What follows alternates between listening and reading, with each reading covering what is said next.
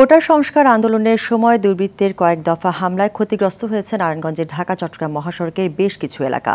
Signboard, Sanarpar, Shimrail মোড়, কাঁচপুর সহ বিভিন্ন এলাকায় বেশ কিছু সরকারি বেসরকারি স্থাপনায় অগ্নিসংযোগ ও ভাঙচুর চালানো হয়। দুষ্কৃতিকারীদের বিরুদ্ধে ব্যবস্থা নেওয়ার কথা জানিয়েছে পুলিশ। সিদ্ধিরগঞ্জ প্রতিনিধি সাদাত হোসেনের প্রতিবেদন জানাচ্ছেন নুসরাত জাহান সিনথি। নগদের কাছে সব গ্রাহকই প্রিয়, তাই তো সারা দেশে ক্যাশ আউট চার্জ সব।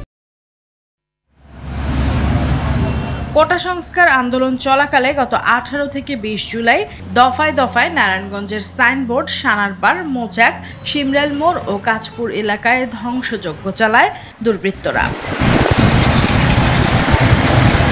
হামলা ও অগ্নিসংযোগে রিং রোড এলাকার আঞ্চলিক পাসপোর্ট অফিস, জালকুড়ির যুব উন্নয়ন কার্যালয়, PBI office, Shital bus depot, শিমরাইলের ডাচ বাংলা ব্যাংক এবং হাইওয়ে পুলিশের অস্থায়ী কার্যালয় ক্ষতিগ্রস্ত হয়।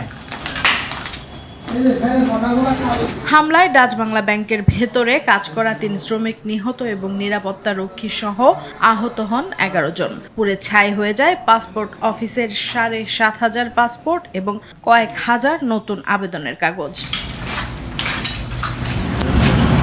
পিবিআইয়ের পুলিশ সুপার মোহাম্মদ আল মামুন শিকদার জানান, অগ্নিসংযোগের কারণে অনেক মামলার আলামত, সংরক্ষিত ডকুমেন্ট সহ অফিসের আসবাবপত্র পুড়ে গেছে। এখানে তারা সারা রাত এই ধ্বংসলীলা চালিয়েছে, গাড়িতে আগুন দেওয়া, অফিস ভাঙচুর করা, একদম ভোর 5:30 পর্যন্ত তারা ছিল। শুক্রবার দিন আবার দুপুরের পরে এই 2:30-3টার দিকে তারা আবার এসে তখন এই খালি অফিসের ভিতরেই আবার ঢুকে অফিসের ভিতরে অগ্নিসংযোগ করে।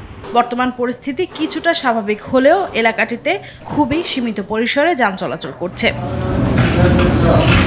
নুসরাত জাহান সিনথি, RTV।